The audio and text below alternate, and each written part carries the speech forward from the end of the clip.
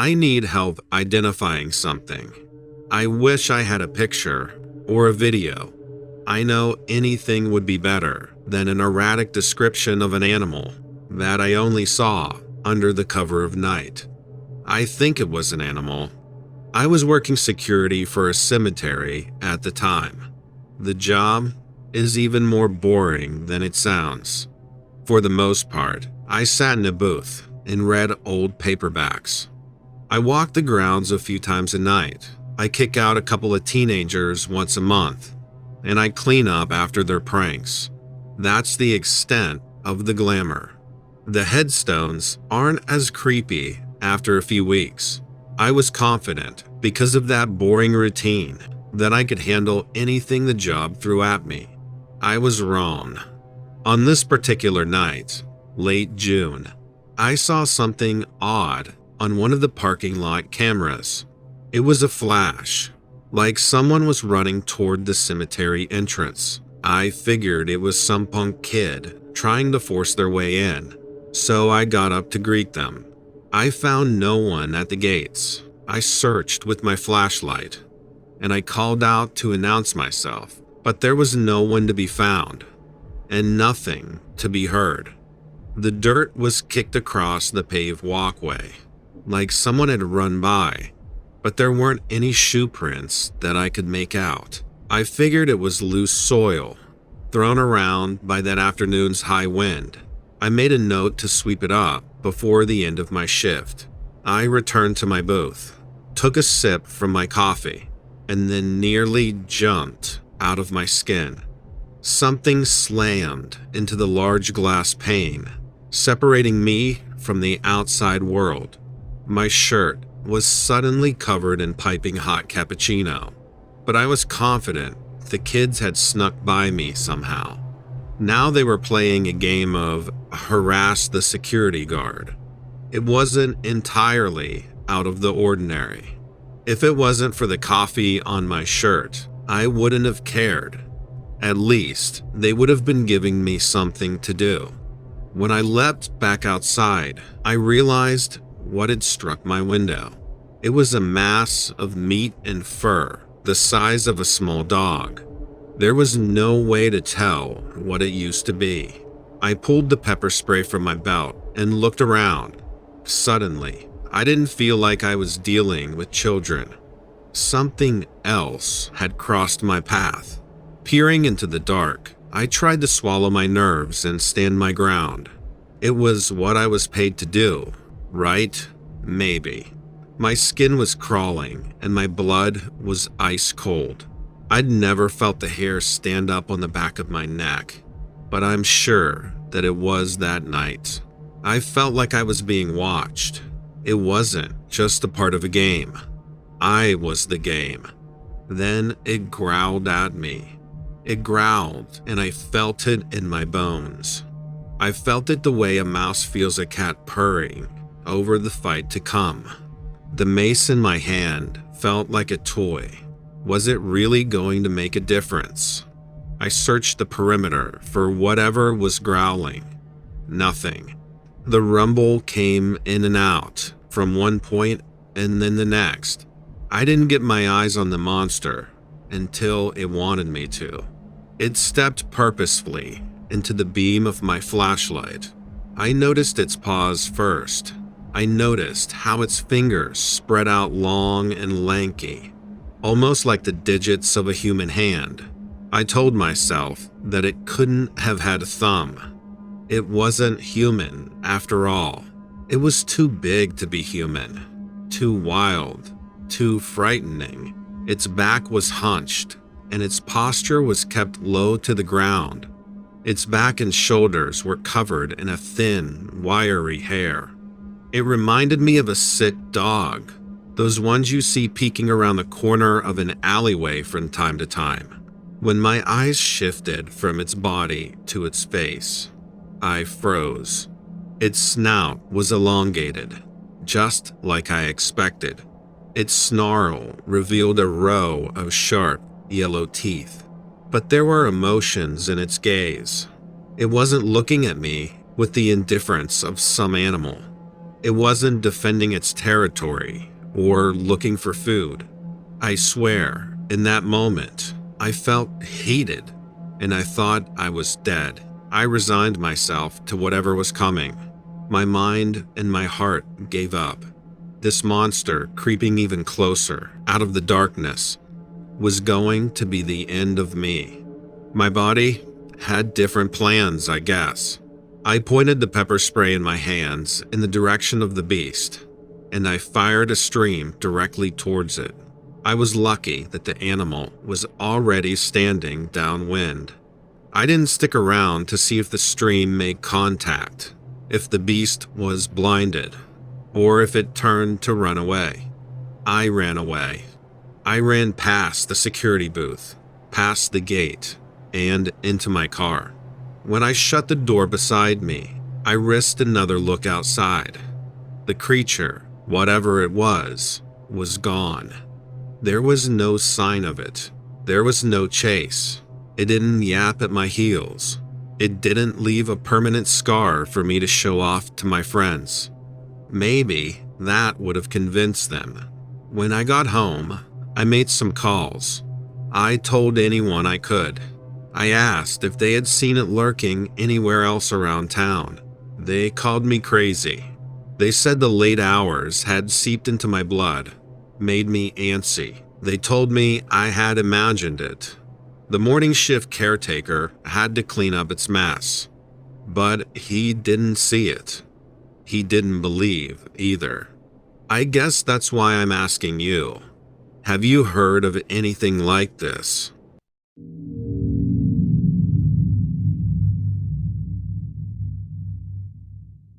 The United States government is lying to you. I'm a high-ranking civilian member of the United States Air Force. I'm not enlisted with the military, yet my work with them provides me with extremely high levels of clearance and access. It's a complicated relationship, and I won't go into the full details of my work here. I can tell you that my main function is to surveil and analyze aerial phenomena in our Earth's atmosphere. If you follow Mr. Dredge's channel, you are likely one of the few enlightened who realize that the government is willing to go to significant lengths to cover up abnormalities and alter the narrative to suit their needs. Not just our government, all of them. Despite war and subterfuge between various nations, the one thing they can all agree on is the firm maintenance of the status quo. I am here to tell you the truth. Almost everyone in the nation has heard about the cylindrical objects shot down in the United States airspace. To date, the government has disclosed that 4 objects have been shot down, 1 Chinese surveillance balloon, and 3 unidentified objects. The true number is 39, just this year alone. Over the past 5 years, a total of 62 similar objects have been eliminated from U.S. airspace. The rapid increase year over year has caused great concern within the military and government, and with good reason, which I will explain shortly. The reason that these aerial phenomena have just now come to light is very simple. The government is probing civilian reaction to these events in preparation for what is to come in the following years. While small fragments have demanded the truth, the vast majority are more than happy to accept half answers, such as benign research equipment. The exception to this was the Chinese surveillance balloon. In truth, this object was a prototype, reverse-engineered from previously recovered remnants of this phenomenon. It was developed in collusion with the Chinese government, which is in reality one of our staunchest allies. The government claimed that the balloon was shot down on February 4th over open waters of the Atlantic. This is a false claim. In truth, the device malfunctioned long before reaching the coast, crashing in East Palestine, Ohio on February 3rd. The government responded quickly by derailing a train nearby and transporting vicious chemicals to the area before the media could react, all to recover the remains of their failed prototype. It may be a matter of coincidence that days after the Ohio disaster, 3 aerial phenomena enter the US airspace, and it may not be. The aerial phenomena in question are indeed of extraterrestrial origin. As I have said, the US government has removed 62 from airspace over the past 5 years. This is in conjunction with 223 others shot down worldwide over the same period of time. The government has successfully shot down and recovered 7 of these devices. As of right now, the government does not have complete clarity on the purpose of these devices. Oddly enough, the government did in fact disclose accurate descriptions of these devices, cylindrical and roughly the size of a car. However, they did fail to mention that they are constructed of a type of metal that is completely foreign to anything found on Earth or identified within the solar system. It is an extremely thin and durable material, able to withstand the 1400-degree temperatures of the atmospheric entry. The body of the cylinders have microscopic fibers that appear to be composed of organic materials. At the tip of each cylinder are a series of markings, vaguely similar to ancient Egyptian hieroglyphs, however different enough that leading Egyptologists have been unable to decipher the markings. The material and markings are identical to a device recovered in 1987, the first one, STS-088-724-66, or what's known as the Black Knight satellite, was recovered by a joint operation between the United States and the Soviet Union. STS-088 was identified as being in orbit for 250 years, roughly the beginning of the Industrial Revolution. This leads us to believe we were being monitored until reaching a certain achievement of the technological process. The devices have been identified as originating in the Wolf 359 star system. It is thanks to the efforts of the James Webb Telescope team that this was confirmed. And in fact, the Webb telescope was designed to identify the emergences of the devices from deep space. We know very little about the civilization that is harbored in the Wolf system. We believe the first official contact came from them in 1977 during an event known as the WOW signal. However, the presence of hieroglyphs on the devices recovered caused the US government to speculate that the civilization has visited Earth at points millennia ago. The reason that I'm revealing all of this now is due to what I believe is a significant likelihood of mass contact with said civilization. The fact that device entry has increased dramatically year over year is a cause for extreme concern. Recently, the devices have come equipped with payloads of toxic gases, as well as what we believe to be weapons with EMP capabilities. These have all fortunately been destroyed before payload delivery, and ongoing efforts are being made to destroy devices long before atmospheric entry. Now that you know the truth, we must look to the future. In the coming months, the nations of the world will play out a narrative of brewing conflict amongst one another. Russia will continue aggression toward members of NATO, and China will begin advances amongst its neighbors in the Pacific. Iran and North Korea will continue brandishing nuclear capabilities, and so on. This is being done to justify increased defense budgets, as well as start laying the groundwork for mass conscriptions across the globe. World War III is indeed on the horizon. However, it will be our world standing united against another. I will attempt to continue delivering the truth, though do not be surprised if my reporting ends abruptly. Stay safe and continue asking questions and demanding answers.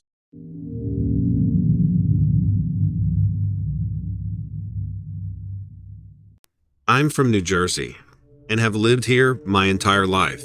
Ever since I was a kid, I've always had full-blown fascination with the paranormal, supernatural, unknown. Call it what you will.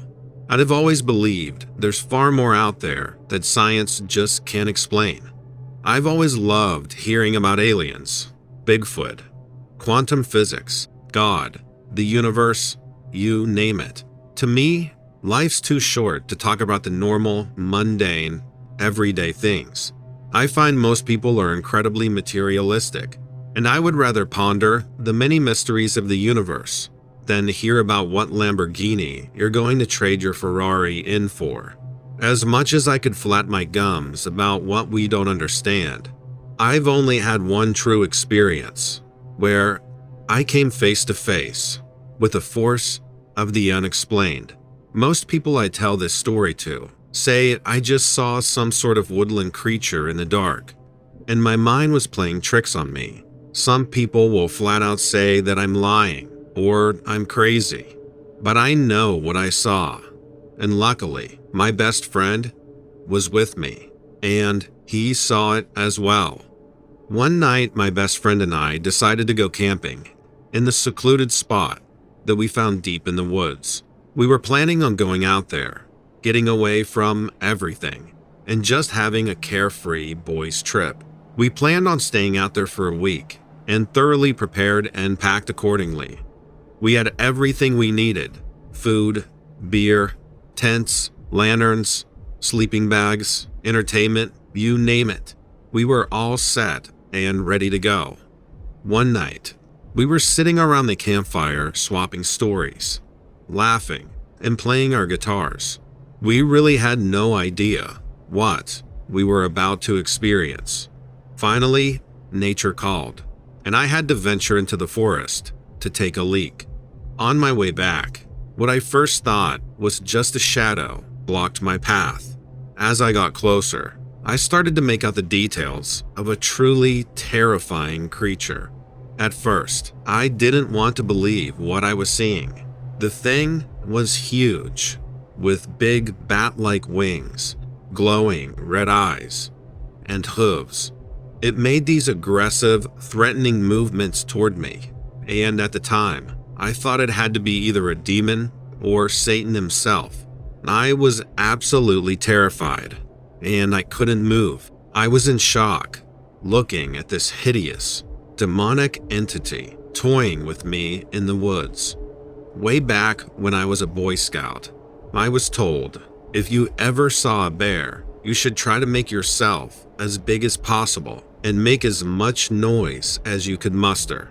I knew I wasn't looking at a bear, but my instincts kicked in, and I started flailing my arms and screaming at the top of my lungs. The demon didn't run away, and it looked like it was positioning itself to lunge at me. I really thought I was going to die. I kept making as much noise as possible, but the whole thing was so surreal. Suddenly, my friend ran over to me and stopped dead in his tracks when he saw the beast. The creature started backing up once he saw my friend and kept looking at both of us, huffing and hissing. Finally, we couldn't hear or see it anymore, and I told my buddy, "Let's get the hell out of here." We both sprinted toward the car as quickly as we could. We didn't bother grabbing our gear, putting out the fire, or anything. We just took off, climbed in the car, and drove down the road. We were both in shock and panic. What sort of demonic entity did we just encounter? Was it a demon coming to claim our souls? Satan himself, amusing himself with our fear? Or some sort of freakish creature? Neither of us had the faintest idea, and were desperate to come to terms with what we saw and what we had experienced.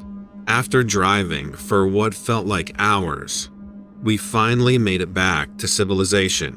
We were trying to justify what we had seen to each other, but the only plausible explanation we had come up with was that we had encountered a demon deep in those woods, and we were lucky to be alive. We never returned to the campsite to pick up our gear.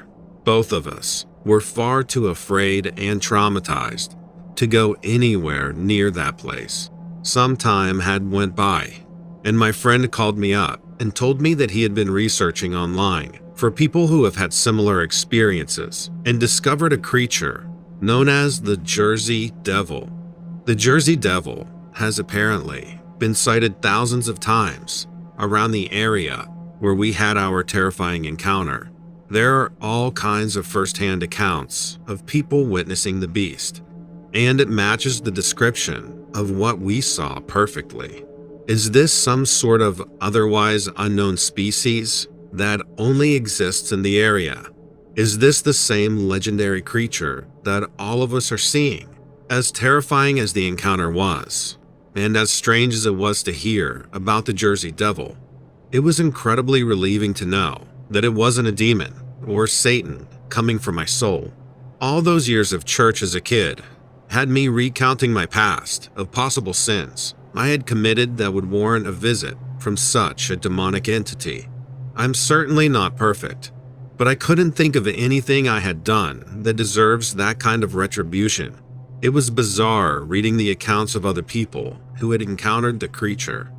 They all talked about his glowing red eyes, which I can still vividly see in my mind to this day. Apparently, I'm not the only one who believed it was a demon, and many still think it is a cursed soul whose punishment is to wander the earth for the rest of eternity. After researching it with my friend, I doubt it's an actual demon. There is so much about this earth that we don't understand, and so much of the earth that we haven't discovered yet. It makes more sense to me that it's just a species of creature that we haven't officially discovered. At least, that's what I tell myself, so I can sleep at night.